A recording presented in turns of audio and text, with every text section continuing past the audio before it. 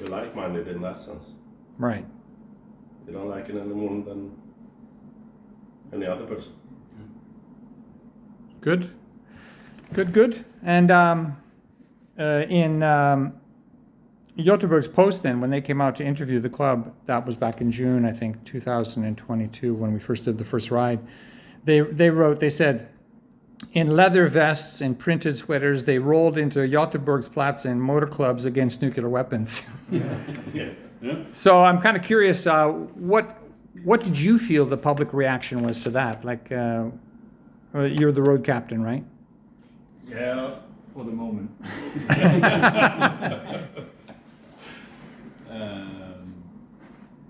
I thought it was fun. Yeah. Well, when you were talking to people, what was their reaction to it? Well, the reaction is what you expect from when someone that looks like me comes up to a civilian person. They look at you with suspicion, and some get frightened. Yeah. Who is this? Yeah. Yeah. But as soon as you start talking about it, the man thing, they kind of forget the rest. They see you as a person. They see you as a person, just like anybody else. It's kind of fun to see the surprise in their eyes when they find out or realize that there is an ordinary person behind all this. There is a human. Yeah. It's not Not the a gangster. it's not the stereotype that they expect. No. What do you think that stereotype is? It's I think it's the same all over the world.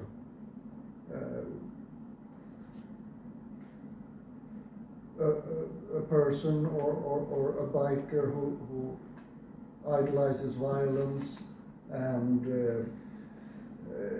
Stone Age views on society and male-female situation. I mean, we're just people like anyone else. And in our club, I dare say, we are one of the few clubs, I think, these old clubs, that has family first, work second, club third. And that's because we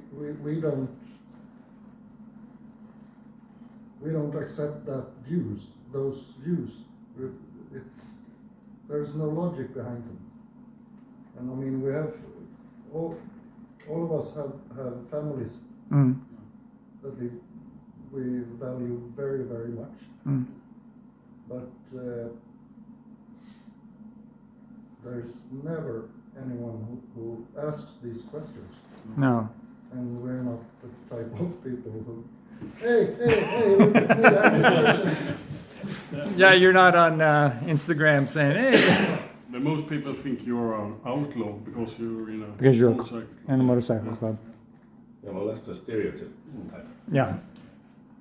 There's a lot of TV shows and a lot of old media depicting us as gangsters or outlaws and such. And it's a bit fun to poke at that perception. Yeah. And then after which we show that we're actual humans and. I mean, but it doesn't matter if you look at us as a motorcycle club, or if you look at any other type of social gatherings or whatever. You always have a misconception of what it's all about until you learn what it is. And I mean, for us, it's the only clubs people generally heard of is Hells Angels, Bandidos, all of those clubs that made a name for themselves being outlaws. Right. And we don't idolize or condone that at all. Yeah. We have to accept it, otherwise we can't exist. but we don't support it in any way whatsoever. I mean, we noticed in B.A.N too, the reason we got involved with the UN was not because necessarily of what B.A.N was. The B.A.N is one of something like 600 different organizations around the world that's trying to abolish nuclear weapons. But what caught everybody's attention at the United Nations and ICANN was you guys.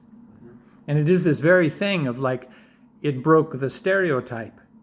It said to people, wait a minute, motorcyclists are just people too, and they want to like, they don't want a world with nuclear weapons, and they have families, and you know, so. That's fun. Yeah. That's really fun. Yeah. Yeah.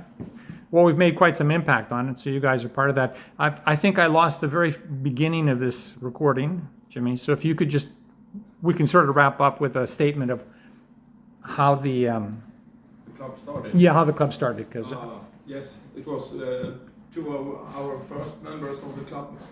They started this one at I think it was 2001. You have to correct me if I'm wrong. that's correct. Yeah, and then it builds up, and we were about I think 10 members or something like that at most. Or? Yes. Now we are us who are sitting here. So we have been around for 23 years. Yeah. And are considering to be one of the older clubs in Gothenburg region. That's great. That's great. And I have one last question for the road captain here. Shit. And there it is.